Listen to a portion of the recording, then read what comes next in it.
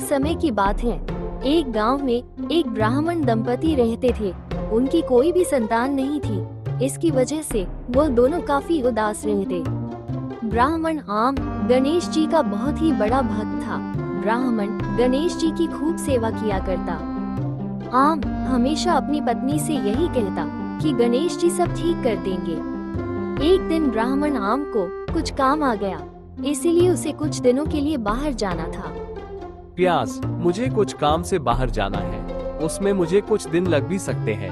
कम से कम 8 से 10 दिन तो लग ही जाएगा। तो इतने दिनों तक तुम्हें भगवान गणेश जी की खूब सेवा करनी है। लेकिन मुझे तो कुछ पता ही नहीं है कि भगवान गणेश जी की पूजा कैसे करते हैं। तुम्हें कुछ नहीं करना है, मात्र हर रोज गणेश जी की मूर्ति को साफ करना है, उन्हें दिया दिखाना है और उन्हें भोग चढ़ाना है। भगवान गणेश जी को भोजन कराने के बाद ही तुम्हें भोजन करना है। समझ गई ना तुम कि तुम्हें क्या करना है? हाँ, मैं सब कुछ समझ गई। अब आप निश्चिंत होकर बाहर जाइए। मैं यहाँ पर गणेश जी की अच्छे से सेवा करूँगी। ठीक है, मैं चलता हूँ। अपना ध्यान रखना। इसके बाद ब्राह्मण आम वहाँ से चले जाते हैं। अगली सुबह प्यास गणेश जी को साफ करके उन्हें भोग चढ़ाती है।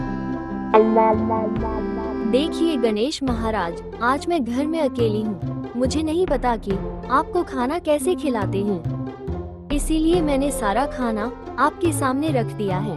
अब आप इसे ग्रहण कर लीजिए। तब तक मैं अपना सारा काम कर लूंगी। प्यास को लगता था कि गणेश जी खुद प्रकट होकर वो सारा भोजन करेंगे, जैसे कि हम मनुष्य करते हैं। इसके बाद प्यास अपने घर के काम में लग जाती है। अपना सारा काम खत्म करने के बाद वो फिर से गणेश जी की मूर्ति के पास आती है। लेकिन प्यास देखती है कि भोजन की थाली जैसे रखी गई थी वैसे की वैसे ही है। अरे गणेश जी, क्या आपको भोजन अच्छा नहीं लगा? क्या भोजन में कोई कमी है? आपने तो अन्न का एक दाना तक नहीं खाया। क्या ये भोजन आपको पसंद नहीं है, या फिर मेरी पूजा में कोई कमी रह गई है? अगर किसी चीज की कमी है तो मुझे एक बार बता दीजिए, लेकिन भोजन कर लीजिए। देखिए, अगर आप भोजन नहीं करेंगे तो मैं भी भोजन नहीं कर पाऊंगी। मुझे भी भूखा ही रहना पड़ेगा। इसके बाद प्यास जीत करके गणेश जी की मूर्ति के पास बैठ जाती है। सुबह से शाम हो जाती है, लेकिन प्यास वहां से कहीं नहीं जाती और ना ही भोजन करती है। प्यास सुबह से शाम तक भूखी प्यासी गणेश जी की मूर्ति के सामने बैठी रहती है। यह मेरी भक्त बहुत ही भोली है। मुझे भोग ग्रहण करना ही होगा, अन्यथा ये भी भोजन नहीं करेगी। इसके बाद गणेश जी उस मूर्ति में प्रवेश करते हैं और धीरे धीरे करके सारा भोजन ग्रहण करने लगते हैं।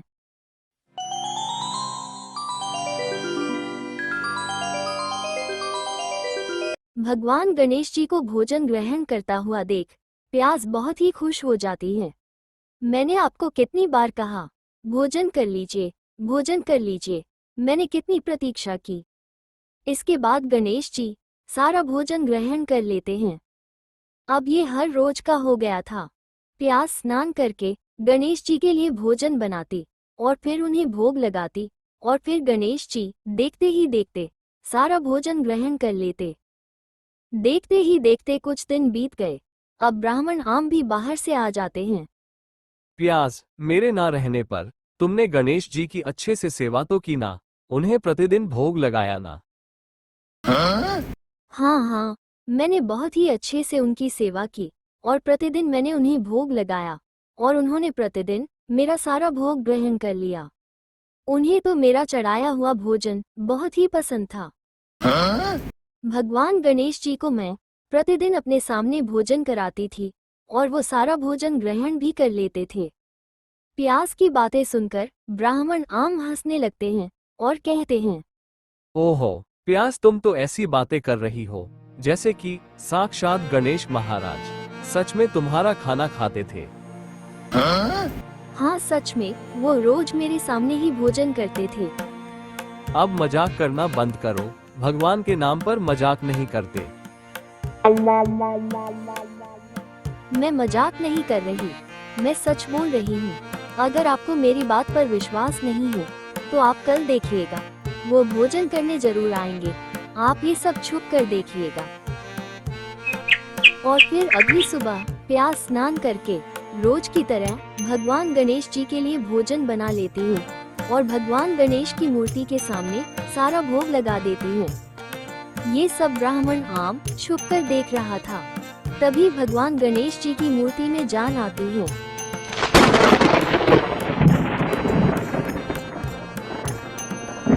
और फिर धीरे धीरे करके वो सारा भोजन ग्रहण करने लगते हैं। ये सब देखकर ब्राह्मण आम को बड़ा ही आश्चर्य होता है और वो बहुत ही खुश भी होते हैं। ब्राह्मण आम भागता हुआ घर के अंदर आता है और वो गणेश जी के पैरों में गिर पड़ता है।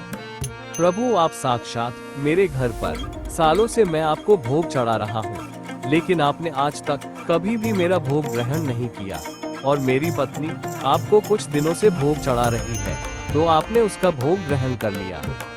मैं तो आपकी इतनी सालों से सेवा कर रहा हूँ, आपने तो आज तक मेरा चढ़ाया हुआ भोजन ग्रहण नहीं किया। मेरे साथ अन्याय क्यों प्रभु?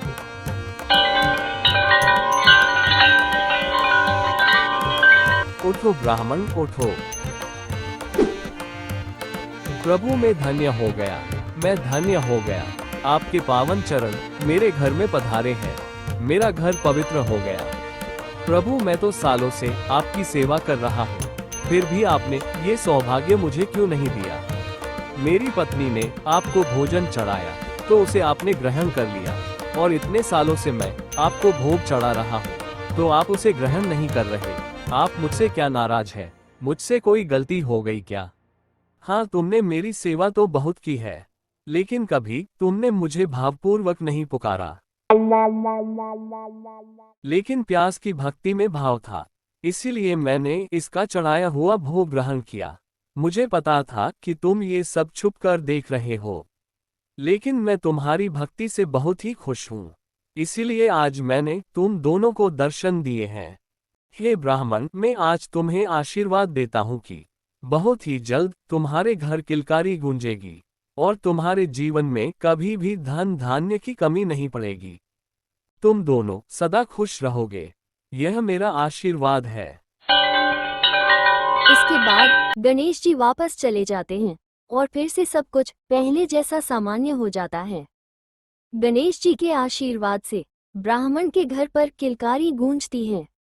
अब उनका घर धन धान्य से संपन्न हो जाता है। अब वो दोनों बहुत ही खुश थे।